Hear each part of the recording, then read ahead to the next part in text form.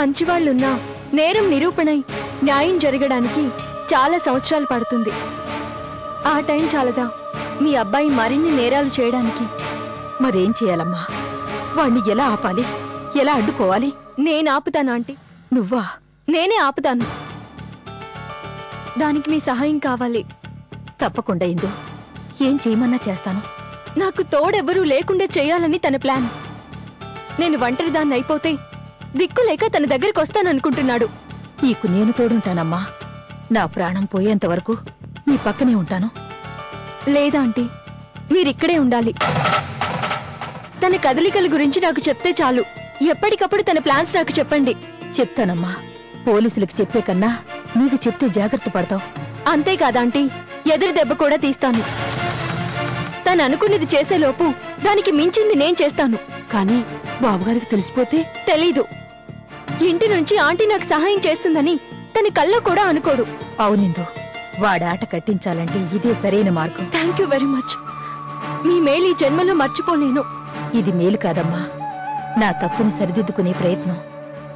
ఆ అవకాశం కూడా నువ్వే ఇస్తున్నావు. నేను నీకు థ్యాంక్స్ చెప్పాలి. ఎంతసేపు ఇలా చూసుకుంటావు?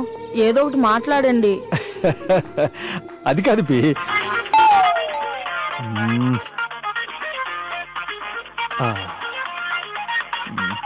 ఇప్పుడు వస్తాను. ఎవరు? అర్జెంట్ కాదు, 2 minutes ఇక్కడే కూర్చో. తొందరగా వచ్చేయండి. యా చెప్పండి సార్, నేను ఇసుక సుబ్రహ్మణ్యాన్ని మాట్లాడుతున్నాను.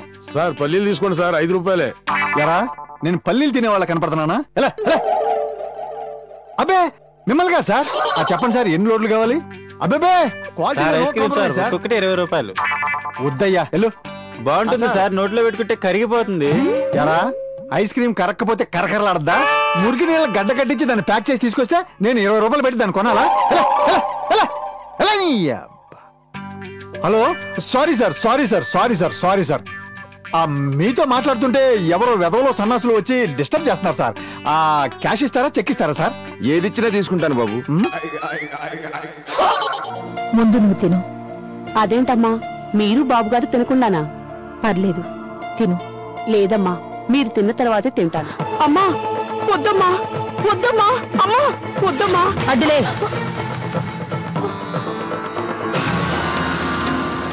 వద్దమ్మా, అమ్మా వద్దమ్మా, వద్దమ్మా. అయ్యో వద్దమ్మా, అయ్యో.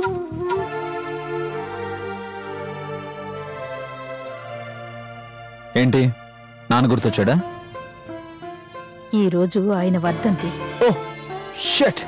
ఈ రోజు నీతో కలిసి భోంచేయాలనుంది. రోజు కలిసి తింటున్నాగా. ఈ రోజు ఆఖరేమో. అంటే ఈ రోజే పోతున్నావా? ఇద్దరం పోతాం. సరే మా, నీ ఆఖరి కోరిక నేనెందుకు కాదనాలి? కనీసం ఈ ఒక్కసారైనా నీ మాట విని మంచి కొడుకు అనిపించుకుంటాను. పద. నన్ను క్షమించండి. రే కొండల్ భయ్యా, ఈరోజు నాన్నగారు వర్ధంతి. రా, అందరం కలిసి భోంచేద్దాం. వాడెందుకు? తర్వాత తింటాళ్లే. ముందు మనిద్దరం తిందాం. అదేంటమ్మా, కొండలు కూడా మనింటి మనిషే. కాని నాకు నువ్వు నేను మాత్రమే కలిసి తినాలనుందిరా. వాడు నాకు తమ్ముడితో సమానం అమ్మా. మనతో పాటు వాడు భోంచేస్తే తప్పేంటి? నువ్వు రారా.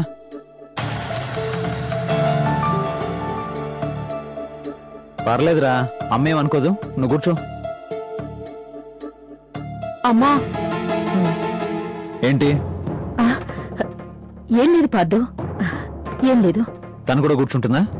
కూర్చోమ్మను, నాకేం అభ్యంతరం లేదు.